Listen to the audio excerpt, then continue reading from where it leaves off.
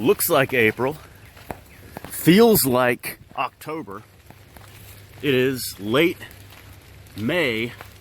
A chilly 63 degree late May Tuesday. More than likely the final May visit at Bearscott Stadium.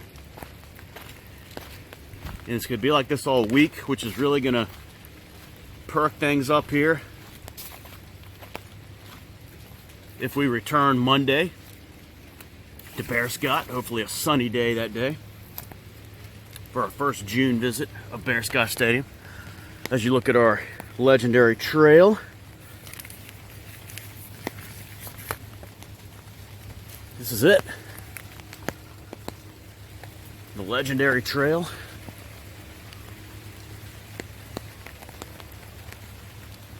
So I repeat, 63 degrees today here at Bearscott Stadium, and this cooler weather is bringing things down to the beach area too. 68.5 degree water temperature currently at the beach area after being up to 70, as high as 72 a week ago.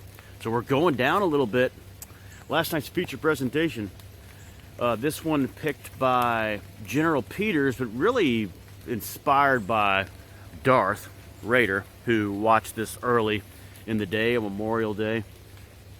The one I was wanting to get to for a while now, and finally got to it. Cult of the Cobra, 1955. About two GIs, Richard Long and Marshall Thompson of Bog, exposing a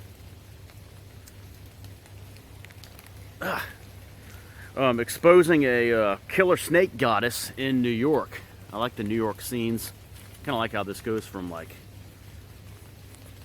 this weird like Asian countries to, what was it, like Korea, then to New York City in the bowling alley. And then you have Faith Demerge is the snake goddess. Darth gave this away, but it really didn't affect my viewing of the film because it was kind of predictable in a way film. But Kathleen Hughes is the love interest of the fiance of Richard Long. Kathleen Hughes, rest in peace, lost her a couple weeks ago at the age of 96. Those are the four main actors in this. You might recognize Edward Platt from who was in Get Smart. This one's directed by Francis D. Lyon. This is the first movie of his I've seen. And this one has some 1973, a little bit of that in there, with the like turning into a snake, but in a different way. And it's a very good mid-50s, I guess horror film, you would call it. Definitely not sci-fi. And really had fun watching this. I'll probably get to it again. Darth loved it. I was really happy to find a hidden gem for him. Really surprised he had never seen it before I did.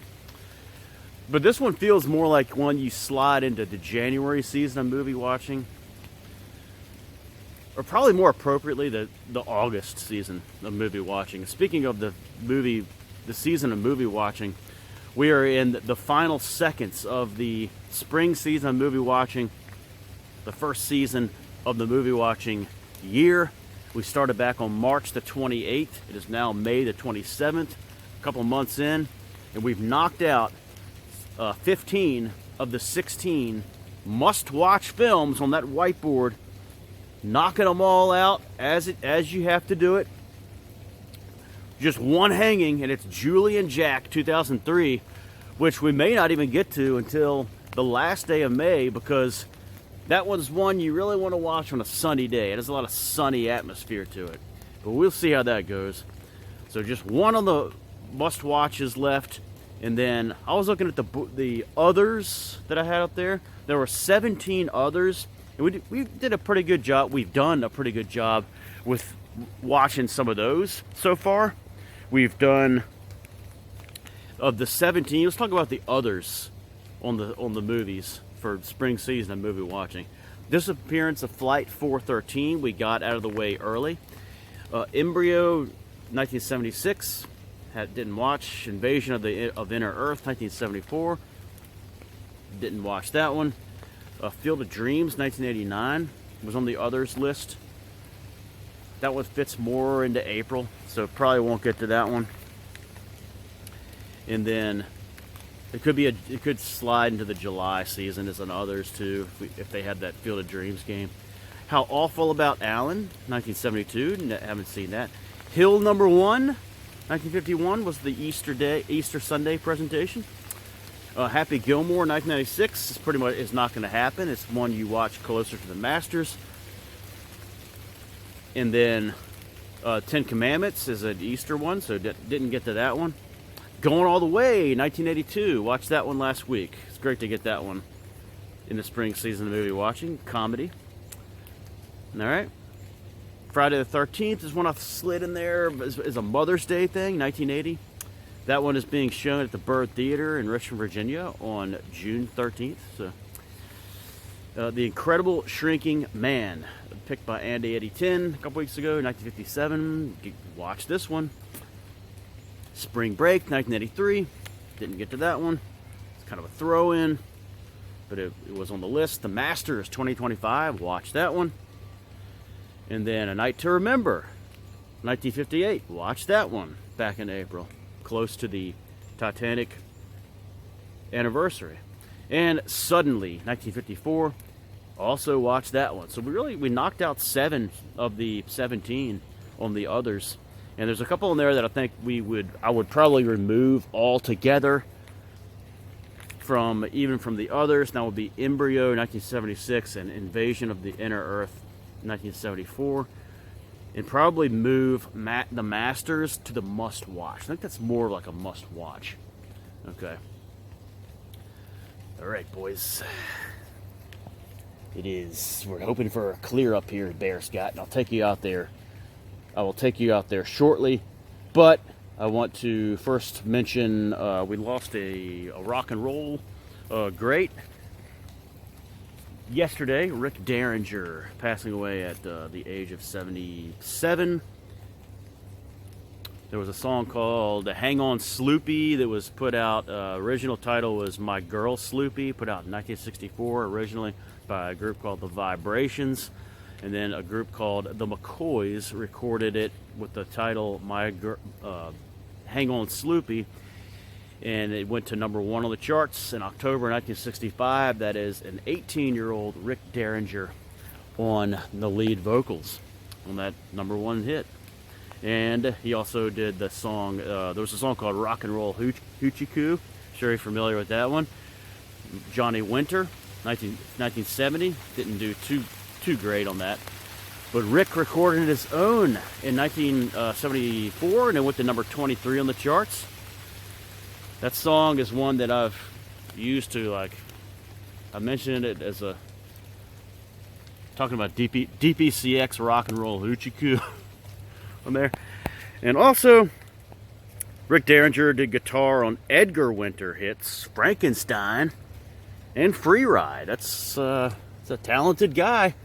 In the music industry, we lost yesterday Rick Derringer, rest in peace, passing away at the age of 77. As we head out here to Bearscott's Deadhead.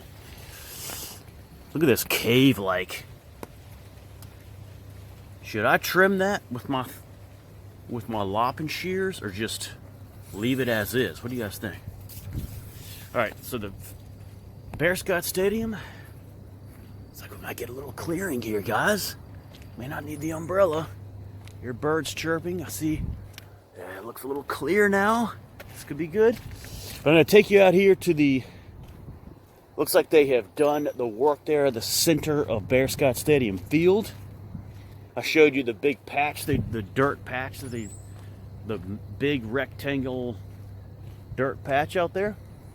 So it looks like they filled it in with some roller natural grass. We're gonna check that out. See what it looks like. It's chilly. I got goosebumps.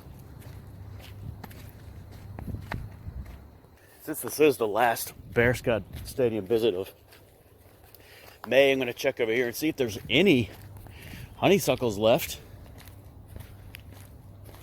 Remember, it was loaded in here early in the month. They're all gone.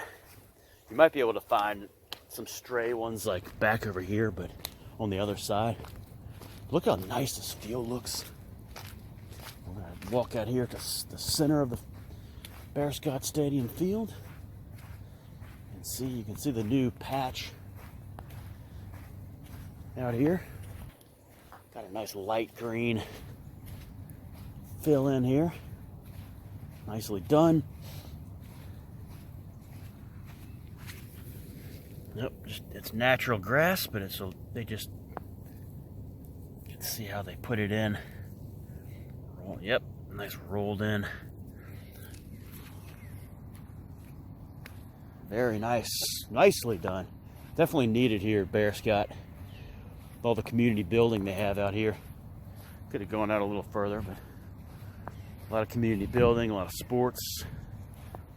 Tears up the grass out here, so they've replenished it.